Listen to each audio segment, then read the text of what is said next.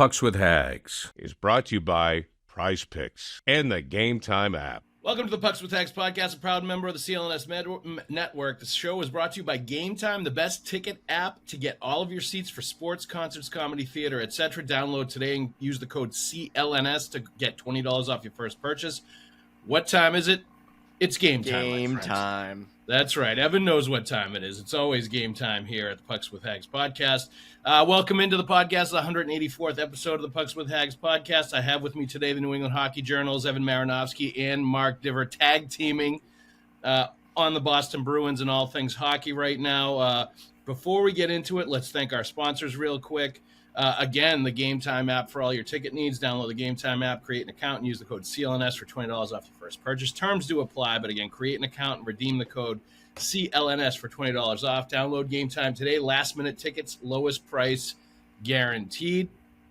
And while I have you here, I'm also going to let you know that you are listening to this episode of the Pucks with Haggs podcast.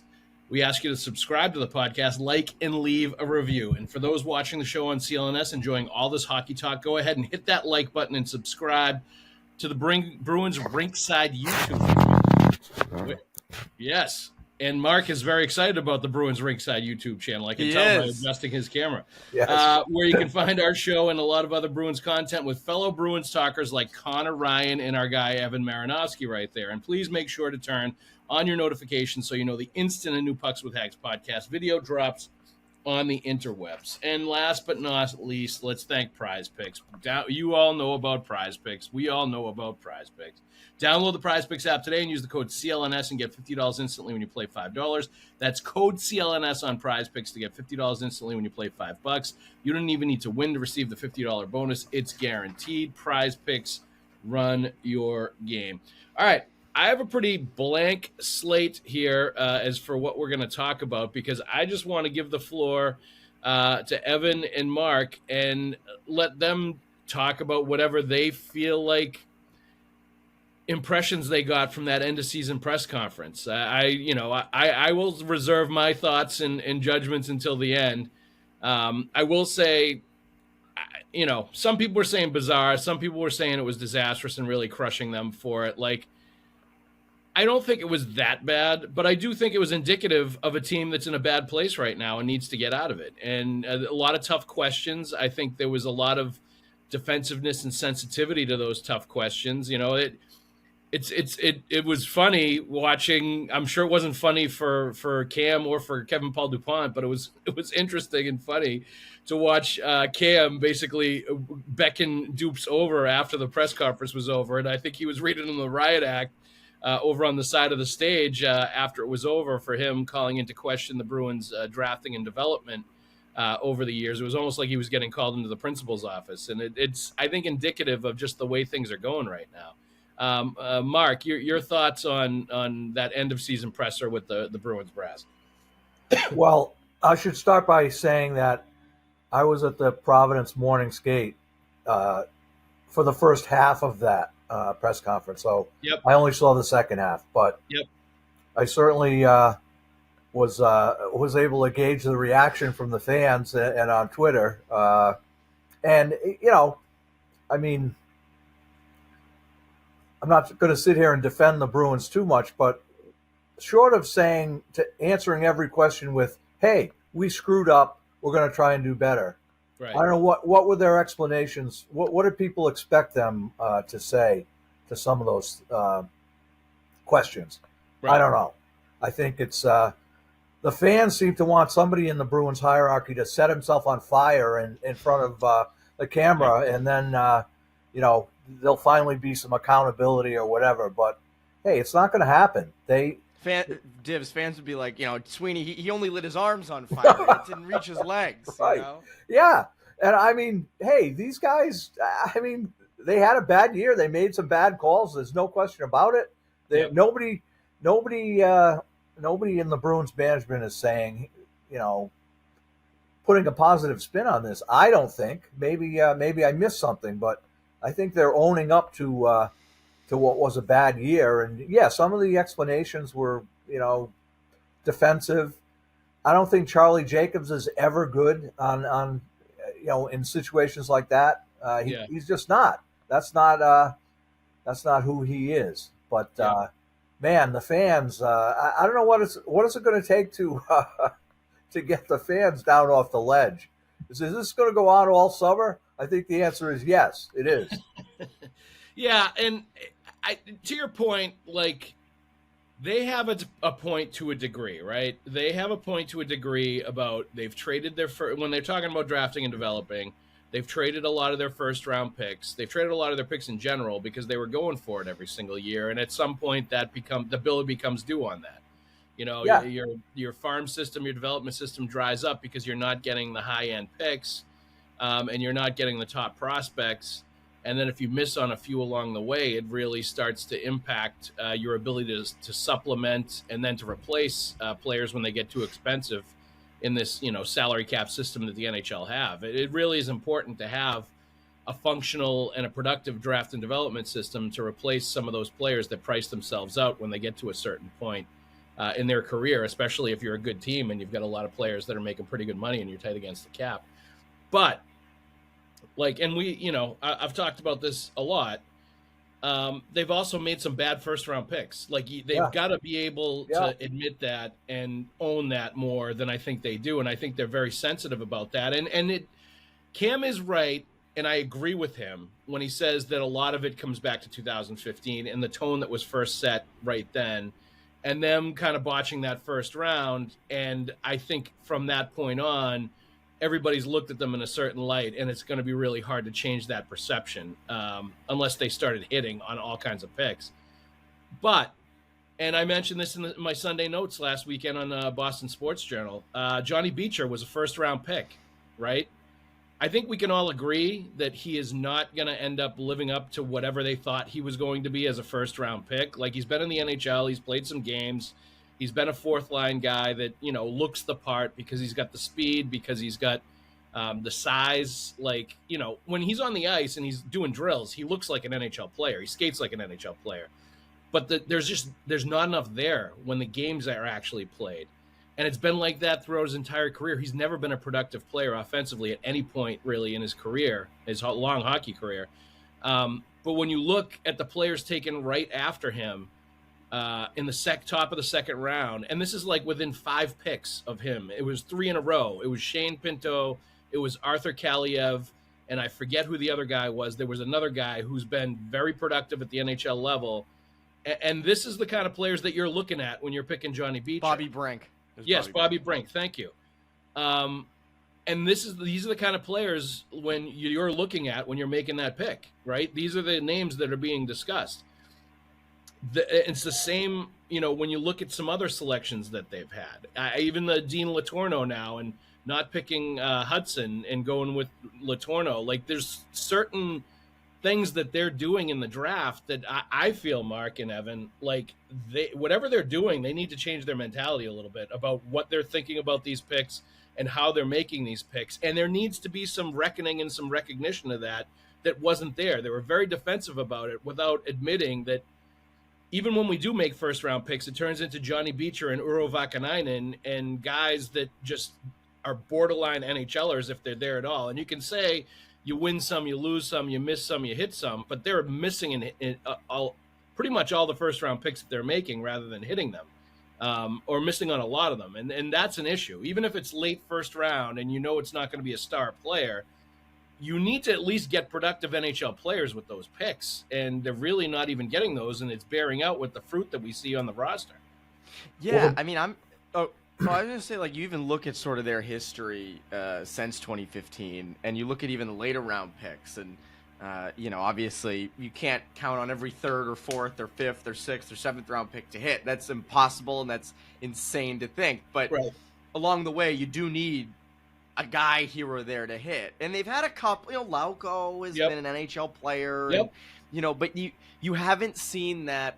And Patra, I think, and Lowry were good picks. I think those guys are going to be NHL players. Like, they've definitely had some good picks. There's no question about it. Absolutely. And I think, like, Haggs, you hit on it earlier where, like, it is true that to contend, you have to trade picks.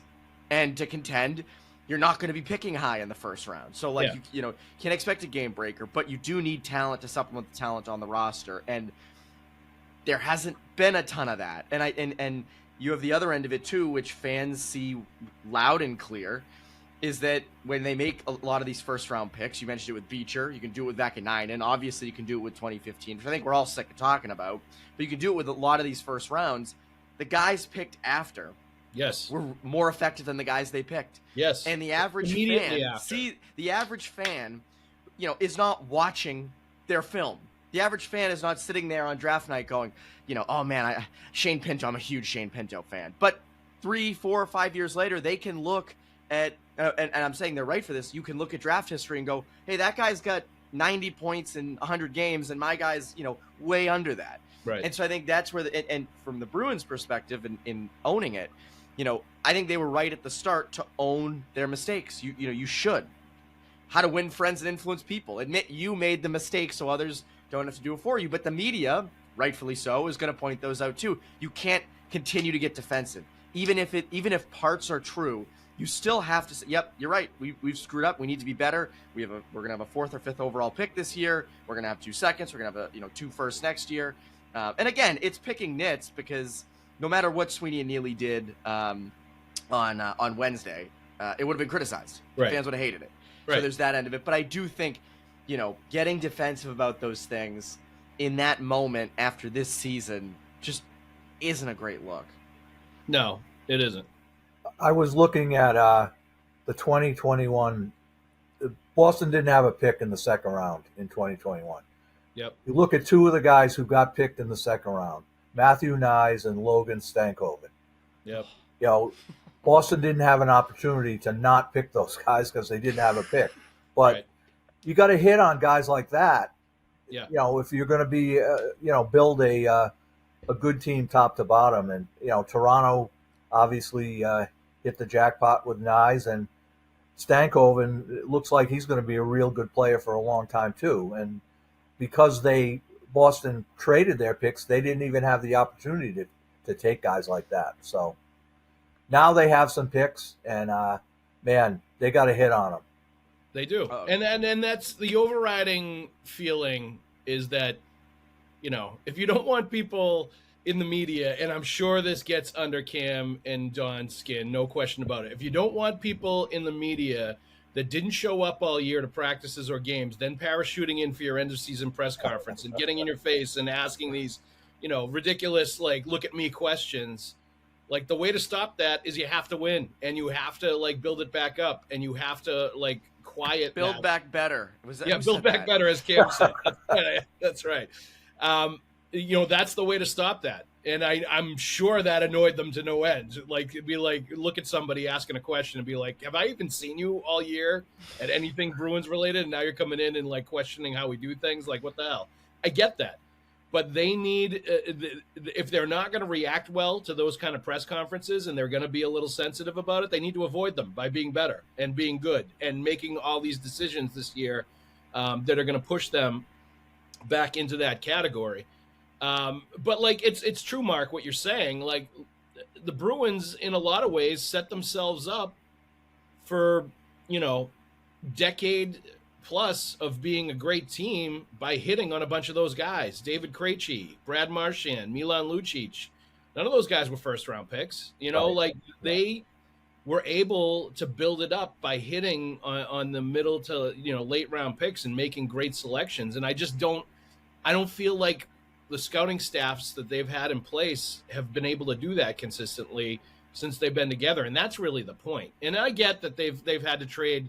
Ryan Lindgren was a really good prospect and a guy they really liked, and they had to trade him in the Rick Nash deal. And they've had other guys that have ended up becoming, good NHL players elsewhere that they've either signed or drafted, whether it's Frank Vetrano or other players that we've seen that didn't quite make it here. And even Ryan Donato has turned into, he scored 30 goals this year. Yep. Those guys have moved on and really found themselves elsewhere. And there's something to be said for that too. But it's, it doesn't do them a lot of good if all these guys are playing for other teams that they're, holding up as reasons that they have an effective draft and development system, because the development part of it's not, functioning correctly. Well, it's they're doing it somewhere else. People talk about draft and development almost like it's one word, draft and development. It's Right. two separate things. Yes. The drafting and the developing.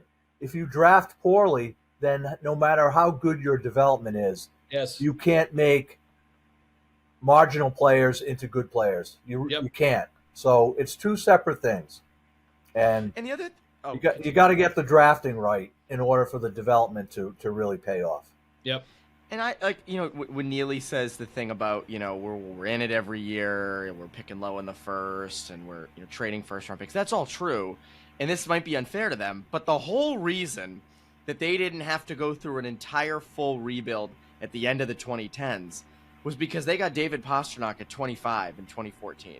Yeah. And yes, obviously that can't happen every year. That's a once in a 25 year type thing, but you can still get good talent. Whether it's late in the first, we talk about it all the time. Second round picks are so underrated because they're often really good players who might be 5'11" instead of 6'1", or they might have a teeny little deficiency that keeps them out of the first round, but they're still highly productive players. Or they're going to have to take like 3 years to get to the NHL level instead of guys that are ready to step in like in a year or two. Yes, or you look at a year like this, right, where it's a local guy, 3 New England guys here, Carter Amico from the National Development Program, 6'5" defenseman. If he doesn't have 2 knee injuries over the last 2 years, he's a first-round pick. But because he was out for most of this past year, he's going to be probably an early to mid-second round guy. Now, if his knee ends up being okay, and I think it should end up being okay, he's going to be a guy that people go, oh my God, how did they let him not? How did no one take him in the first? It's a 6'5" good skating defenseman. Yeah. So there's a lot of value in the second round, and that's why early in the year I was like, their biggest thing is they need to get back in the second for this upcoming draft and make those picks, because maybe they're not stars, but it's a third liner, or it's a second liner, or it's a top 4 defenseman 3 or 4 years from now, and that's what they need most. Because Divs, you know this better than anybody. They don't really have anybody in Providence right now who can step up and maybe Loxmelis. I take it back. Maybe Loxmelis, UMass guy, but they don't have a ton of guys who you can go, hey, 2-3 years down the road, that's going to be an impact player at the NHL level. No, they don't. They don't have that. If you look up and down the American Hockey League, or at least the Atlantic Division, the part of it that I see all the time, there aren't a lot of impact players playing, for their affiliate. It's bottom 6 guys, it's second pairing, maybe third pairing guys, a backup goalie here and there. But yeah, Boston doesn't have a whole lot in the pipeline, and it's not because they're not developing players well, in my opinion. It's because they didn't have the picks to grab players that would pan out.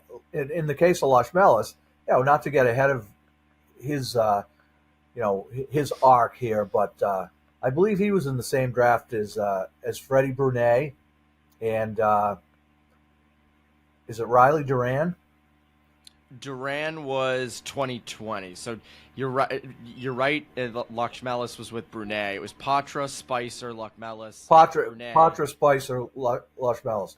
Now, okay, and Brunet, there's some guys that they have a chance. They're not going to be difference makers, but they have a chance to be solid NHL players, it appears, at this point. So, yeah, we'll see what happens. Yeah, let's take a pause real quick. We're going to jump right back into this, but let's talk about game time. With the final stretch here, it's over now. With the Stanley Cup playoffs here, with the NBA playoffs going on now, is a great time to dig into the Game Ticket app. The app is super easy to use and has tons of great features for sports, comedy, concerts, theater, and all kinds of tickets. Just not Bruins tickets, right, Evan and Mark? Last minute deals, save up to 60% when buying last minute for sports, comedy, concerts, etc. Some other great features. Priority Game Time has a new feature called Game Time Picks, which filters out the fluff and only gives you good deals. Curation makes it easier to save more on sports, concerts, comedy, theater, etc. All in pricing. You toggle this feature and it shows you the total up front with no surprise fees at checkout. My favorite, the lowest price guarantee, or Game Time will credit you 110% of the difference. Take the guesswork out of buying tickets with Game Time Picks. Today's super deal is Tuesday, April 29th. Celtics versus Magic, Game 5, if necessary. Loge floor 14, row C for $334. Pretty good. It seems to be every game, though, there's balcony seats available for under $150 for these Celtics playoff games. So That's pretty good to catch a ticket on that bus that's probably going to the NBA Finals again. They look like an absolute wagon. Even with Tatum hurt, they look damn good. Oh, yeah. Download the Game Time app, create an account, and use the code CLNS for $20 off your first purchase. Terms do apply. But again, create an account and redeem the code CLNS for $20 off. Download Game Time today. Last-minute tickets, lowest price guaranteed. All right. Speaking of Don's Melis, how do we pronounce that? Loshmelis is what I was told. Okay. Don Loshmelis. There we go. He should have stayed at UMass. I was pissed he left. He did look like a college kid a little bit in that first playoff game for the Providence Bruins the other night that you and I were at, Mark.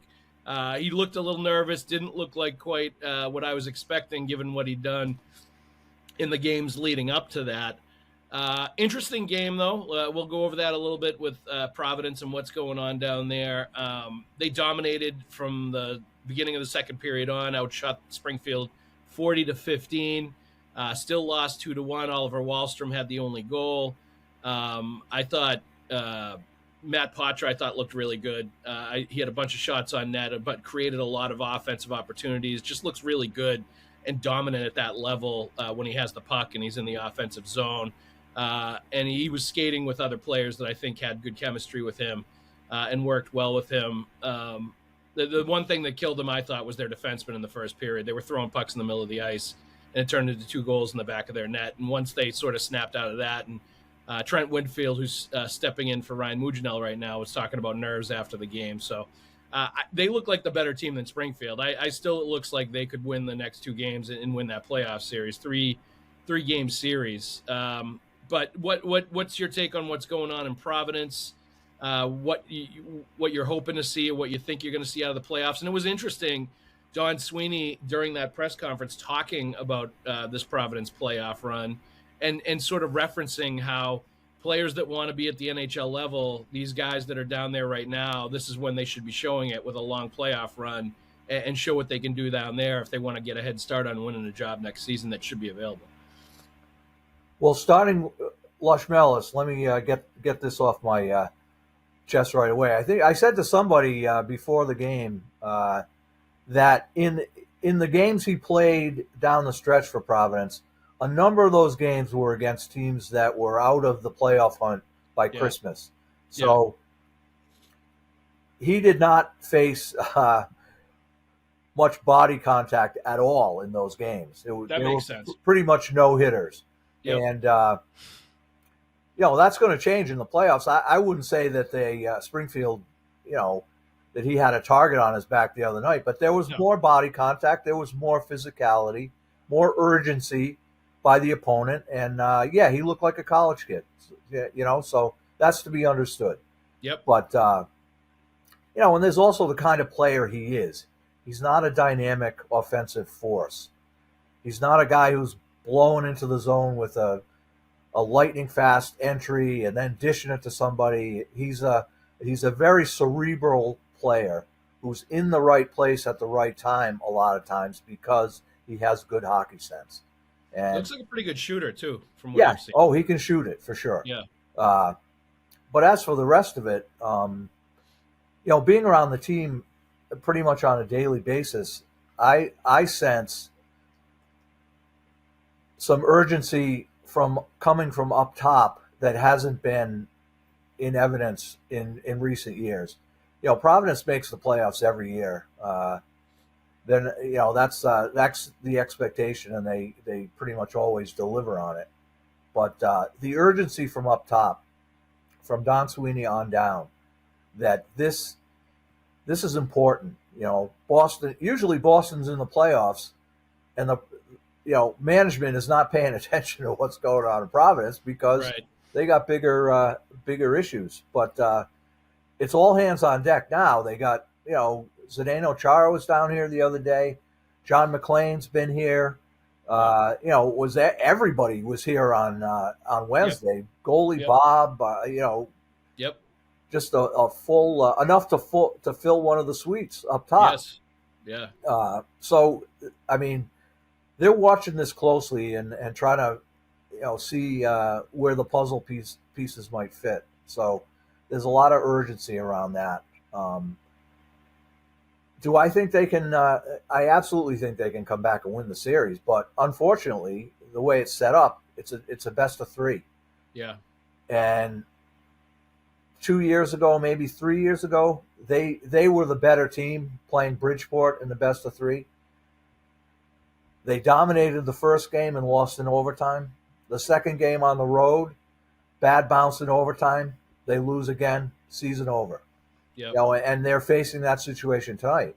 Yep. It's but that's, you can complain about the setup in the AHL, but hey, that's how it is. They're not you gotta fight through it. But I think they're definitely the better team.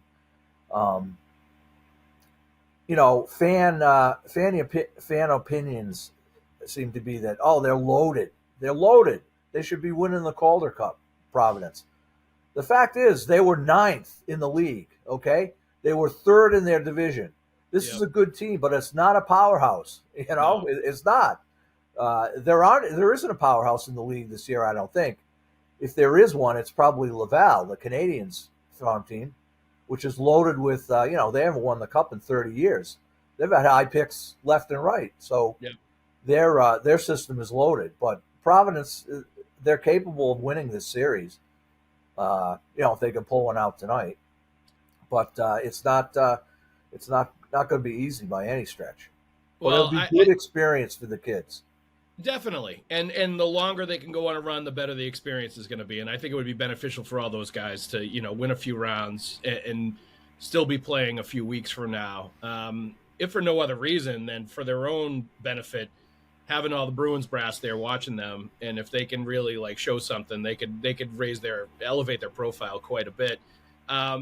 And I, you know, I'm guilty of, like anybody else, thinking that they're loaded, and I think they are loaded at the forward spot. Like, they've got a lot of good forwards. The thing is, they're not loaded on the back end. And that's been a concern all season. The back end. They lost Alec Regula. You know, he was injured, and then they lost him on waivers. He would have been their top defenseman. Yeah. They signed Jordan Osterley, figuring he would pair up with Regula. Who's a good player. He got called up to Boston, and we didn't see him except for 9 games at the start. Yep. So you're down 2. They had to dip down to the East Coast League for defensemen, you know, that could reliably show up in the American Hockey League. You know, some of the guys that maybe they thought were going to be better, Jordan Edward, a draft choice who's gotten hype way out of way out of control as to what he actually is as a first-year 20-year-old player. He couldn't play. He can't play in the league right now. So they've had to go to the coast for these guys that are filling in, and they did a fine job in the regular season. They weren't so good the other night, though, as you mentioned, and I don't think Freddie Brunet had a good game either. He was he's had some good games lately, but that was not one of them. No, the guy that I thought looked really good was Michael Callahan. Like, he looked like he belonged. He played great. Even in the first period, he was playing well when some of those other guys were struggling. Like, and I think you've mentioned this a few times before. He looks like an NHL defenseman. When we're watching him in the AHL. There's no question about it. Yeah, he may be he's a bottom pairing guy, but he's an NHL defenseman to me. You know what you're going to get from him. You know he's not going to rush the puck. You know he's not going to contribute on offense, but you know that he's going to defend, and he's going to win a lot of battles in the defensive zone, and you're going to get clears and good on the PK, and that's what he is.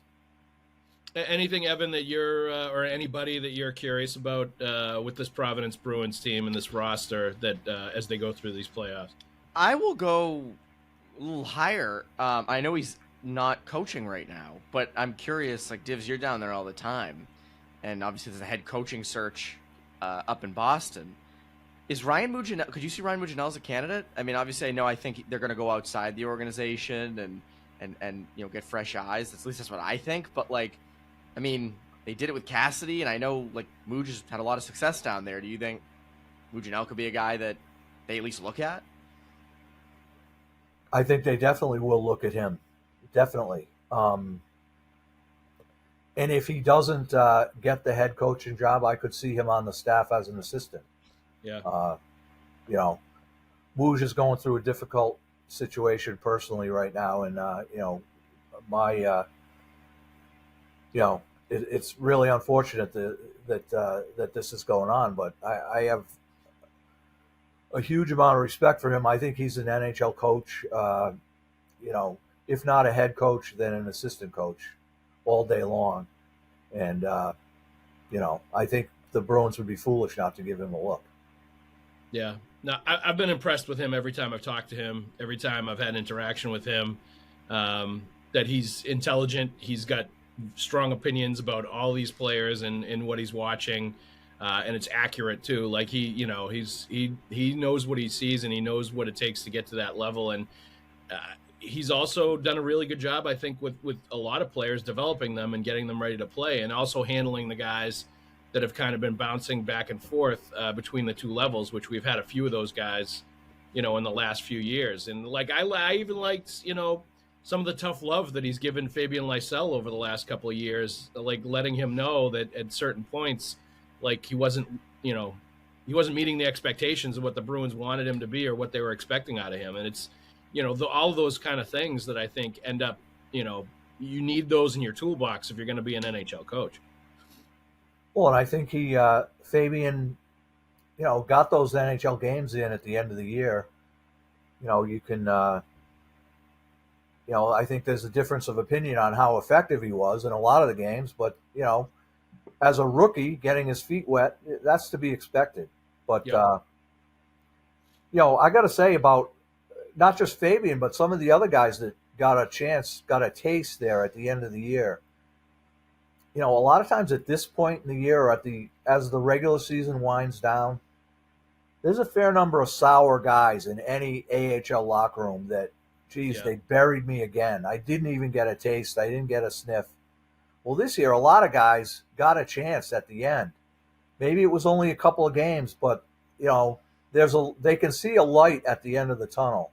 And I think Fabian was one of those guys that, I don't know, his demeanor when he came back was just different. It was like almost like, okay, they gave me a shot, and you know, now let's see what happens.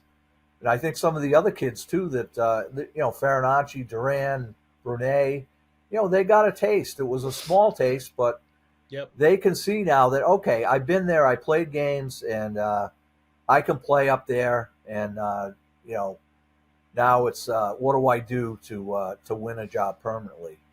And I think that I noticed a change in the demeanor of a lot of the team as a whole at practice after everyone came back down, that there was more positivity than maybe in the past when, like I say, guys at the end of the year, if they didn't get a chance, hey, they're sour about it. There's no question about it. And it's reflected in their play sometimes, and I haven't seen that this year.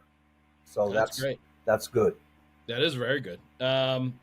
And it's true, though. You get a taste. Like you want to find do whatever you can do to stay up there at that point. When you see that NHL lifestyle for a little bit, how it differs from the AHL lifestyle, you really want to get it as for as long as you can and as much as you can after that. There's no and when your paycheck clears, you're really happy. Absolutely. All right, let's take another break real quick and talk about Prize Picks. Prize Picks is the largest daily fantasy sports platform in North America, the easiest and most exciting way to play daily fantasy sports. Join over 10 million users and get started today. Instead of battling thousands of other players that could be pros or sharks, you simply pick more or less than 2 to 6 player stat projections, and you watch the winnings roll right in. It's fun, and it's super simple. Prize Picks is the best place to win cash while watching sports. Join over 10 million users and sign up today. On Prize Picks, you can mix and match player projections from different sports, combine your favorite hockey players with players from basketball, baseball, esports, and so much more. Here are some picks for this week. Sam Montembeault, more than 24.5 saves. Nathan McKinnon, less than 4.5 shots on goal. 4.5 shots on goal is a lot for Prize Picks. They're asking a lot of Nathan McKinnon right there, especially in the playoffs. Alex Ovechkin, more than 0.5 goals.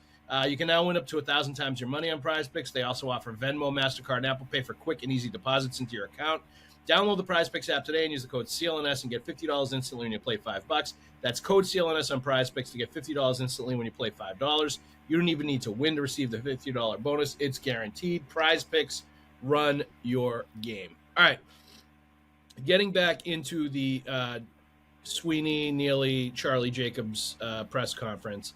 The one thing I don't get as worked up about as some people in the media do and think it's a talking point is the coaching thing and changing coaches and having 3 coaches basically in what's it been, like 10 years. That's not like as bad, I think, as some would have you believe, that are like, frankly, they show kind of their lack of NHL experience or expertise about hockey in the NHL when they talk about that. They think it's like football, where you're a football coach, the NFL coach for 10 years and you have your program set up, or you're a manager in baseball and you're there for 15 years. Like, it's rare to get a hockey coach that's there for even 5 years. Forget about 10. So, like, yes, each of those coaches won a Jack Adams, Claude Julien, Bruce Cassidy, Jim Montgomery.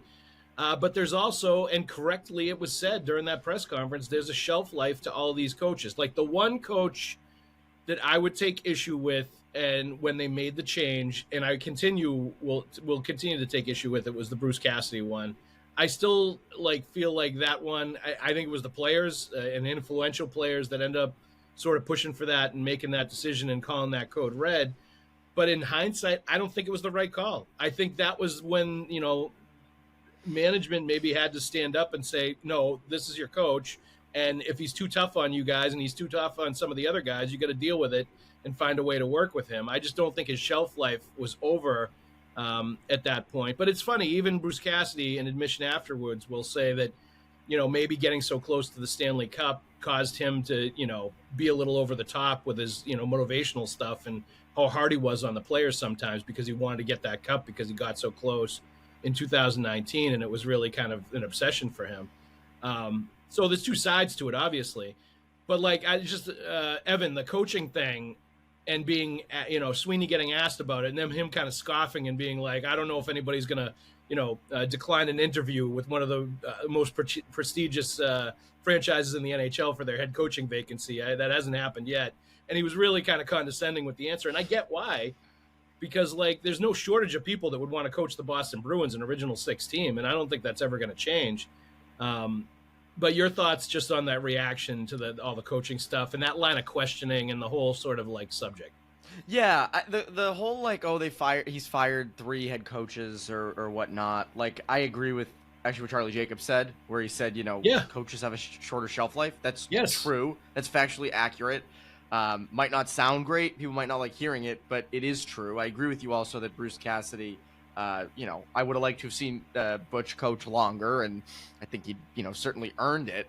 But again, it hits that you do need the buy-in of the players. And if there are enough guys in that room who are like, look, it's run thin, that is the nature of the beast with head coaching. I mean, we see it who are the longest tenured head coaches in the NHL? It's Bednar, Sullivan, Cooper, and then it's St. Louis with 3 years or whatever it's been. I mean, it's absurd when you think of the shelf life of head coaches. Now, the one thing I will say is obviously, yes, I think there's a line of guys who want to coach the Boston Bruins, and they want to do it because it's the Boston Bruins. But there's the other end of it too, where Don Sweeney right now is a lame duck GM. Yep. Neely did not give him a ringing endorsement in that press conference. No, he's going to think about it, Evan. He's going to think about it. Takes two to tango. Takes 2 to tango. And then there's the roster, which we all agree does not need a rebuild. You have your pieces there. You've got Swayman, you got Pastrnak, you got McAvoy, you got Hampus Lindholm, and you have some high picks this year, which is encouraging.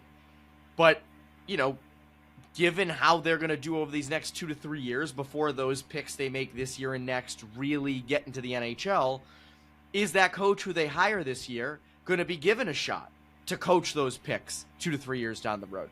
I think that's a valid question. When you look at the head coaching vacancies in other markets, you look at Chicago, you look at Philadelphia, they might have some better guys coming up. They have some high picks coming too. And I'm not saying those are great situations. They're not. Yeah. And they don't have the Pasternak and the Swayman and the McAvoy on the roster. But if this roster is not as good as they think it is, which I think next year they should be back in it, not as a cup contender, but like as a playoff contender. They're not going to be in the lottery next year. They shouldn't be. But if they are, if you're like Greg Cronin in Anaheim, for example, like, are you gone in 2 to 3 years because the roster stinks and isn't as good as they thought it was? And, maybe they miss on some of those draft picks. Or, again, there's a multitude of things. So I would, as a head coach, obviously you want to coach the Boston Bruins. It's a hell of a franchise.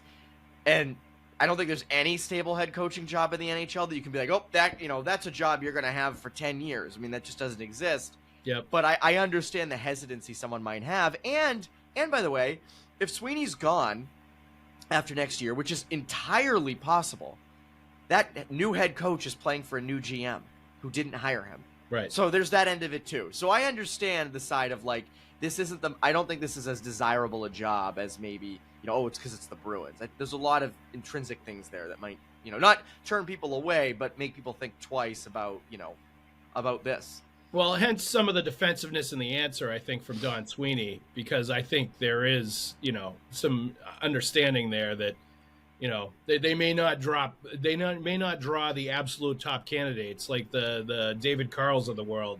I don't think are coming to the Bruins because there's going to be better situations out there that they can put themselves into.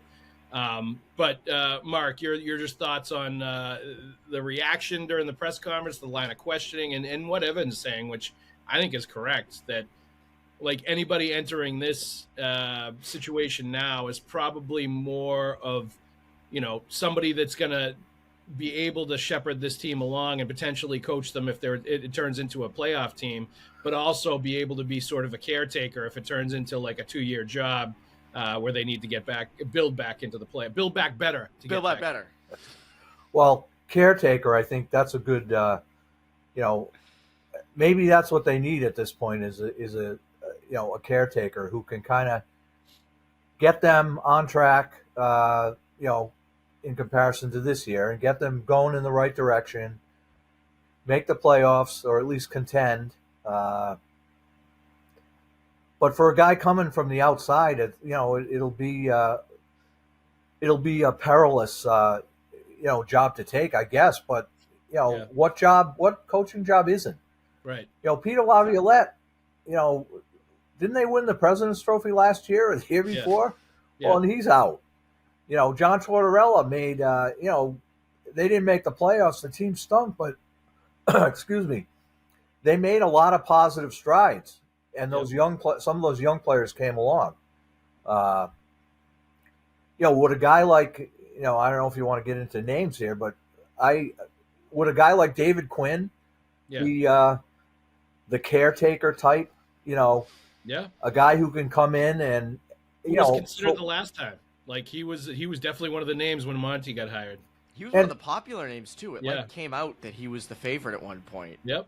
And one thing that that he has going for him is that he knows he's a Rhode Island guy, but he's been in Boston for a long time. He knows what the Bruins mean to the fans, and he knows the terrain. He knows the terrain exactly. For sure. I mean, he's been an effective NHL head coach. I think. Has he led anyone to the Stanley Cup? No, he hasn't. But I think he's done a decent job. I think he kind of got a raw deal in New York, going back a few years. But then he was in San Jose. They were terrible, and that wasn't on him. No. But there's a guy who at least knows, like you say, knows the terrain. But I'm kind of at a loss for who would the candidates be? I think we can cross David Carl off the list. I don't think he's coming here. No. But the Bruins have their own version of David Carl in a way, in Jay Pandolfo. Yeah. Somebody who's, again, knows the terrain. He's worked for the Bruins. But again, I don't think he's up for the job at this point. I think it's smartly. Like I think he's got a much better opportunity at BU for himself and for his family be able to coach his kid in a couple of years and go for a national championship, like that's once in a lifetime. Like I'd be very surprised, even though like he would make the most sense just given that he's worked for the organization. He knows Donnie and Cam, and like there's a trust there and there's a relationship. And like I part of it for me is that's interesting too is like they kind of went outside to get Jim Montgomery, right? Like, and I kind of burned, I think, by that. The way it worked out with him and the contract and the way things ended. Is there some hesitancy to go way outside the organization to bring somebody in now because of the way things went with Montgomery? And does that mean, a guy like Quinn, who they all know really well, is a higher profile guy because they have history there and because they trust him more than, because they know him, as opposed to somebody like Montgomery, who also, to your point, I don't think really knew the terrain of Boston very well when he came here. He was not a Boston guy. He played in Maine. He's from Montreal. Like, I don't think he really sort of knew the ins and outs like a lot of these other coaches would when they took over the job. Does it turn into like the guys that interviewed the last time become a lot of the favorites, like Greg Cronin interviewed last time, and now he's out there as well. Jay Leach is going to factor into this as well as a potential candidate, even though I don't think the work he did with the Bruins defenseman this year is going to like make him a slam dunk favorite to win the job. But I think all of these guys, it's going to be interesting to see how much consideration they get. Absolutely. Well, and I think, the caretaker label, what happens after that? If they can get it built back up to a certain point where maybe they're on the verge of contending again, do they, and it's too far down the road to really to even speculate on that, but do they turn to a guy who's you might call a finisher, a guy who can put them over the top at that point? But that's a few years off. And I think there's, besides Jay Pandolfo, there's up-and-coming college guys that I think would be terrific NHL coaches if they choose to pursue that. A guy who I know, Nate Lehman, and I know Nate. Well, Nate also, but I'm thinking of Ben Barr. Oh yeah, yep. That guy's a tremendous coach and a just a good human being. If he ever decides he wants to coach in the NHL, boy, I think he'll be a slam dunk. But that's way down the road. Down the road. Yeah, they need to build back better first. They do, as we all know. One question for you guys, because I don't think they go for like a Laviolette, Tortorella, Tocchet type. Like I don't think they go the route of a guy that kind of just hops from team to team. They're not in that position where it's like, man, we need a guy who can get us a cup in the next 2 years. Like I don't think they're there. I also like Divs. I know you and I have talked about him, but like a Marco Sturm in the AHL. Like I wonder if they pull a guy from the AHL or an NHL assistant, because again he would know the terrain. Another thing that I found interesting, back to the Pando conversation, was Sweeney said, you don't have to have, I think it was, you don't have to have NHL head coaching experience, but some sort of NHL exposure. And I was like, that's Pandolfo. But there's other guys too. It could be an NHL assistant head coach. It could be a guy who's played in the league. Right. But I agree. I also agree with you guys, and I know fans get on this a bit, but like, you do have to understand this terrain a little bit. You have to understand what you're getting into. And, you think back to a lot of the successful Boston coaches. I don't think like Terry Francona or Claude Julien ever had a ton of exposure to Boston, but they figured it out.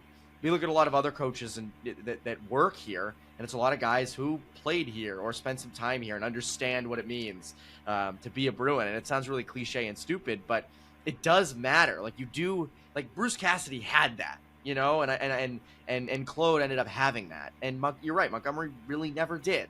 And Sacco has that. I mean, Sacco has been here for 10 years. So like, I do think that that you do kind of have to have a little bit of that to work here. Yeah, no question. I think that stuff is going to be more of a factor, I think, than some people, like the fans that want a Bruins front office sacrifice these days don't understand quite right now.